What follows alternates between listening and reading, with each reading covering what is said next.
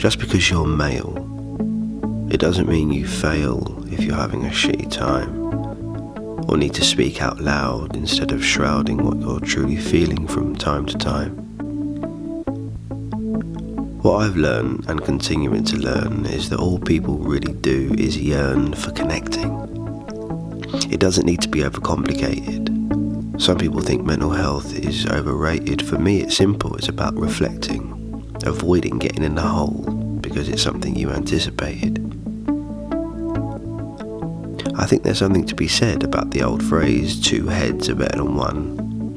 But a problem shared isn't a problem solved, because often people are still so involved in their own locked up ghosts they've forgotten to care and look after what matters the most. Look, don't get me wrong, life isn't a song or a movie, but I think we long for a romantic ending.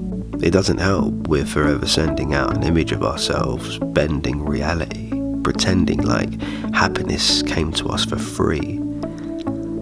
But you know what? It doesn't. Nothing is free. If you want to be happy, instead of thinking what next to put on your timeline, pay attention to the fine line between what you're sending out compared to what you're holding in all the time. And before you feel like you're in a pit with nowhere to go, that's when to do it. Call a mate, make a date. Maybe not during social distancing, but then again, the funny thing is friends won't go anywhere. They'll still be there. Find time to pause and applaud yourself for having the courage to do so. Breathe. Take time for yourself, your health, and try to remember what it's like to just be. Try to free yourself of negative thoughts, things your brain has subconsciously taught yourself to think. And just when you're on the brink, listen to yourself. Touch base. It's the only way to face your inner voice. Treat yourself like you would a Rolls Royce, with respect. And when people say you do you, they got it right. That is exactly what you should do. So what next?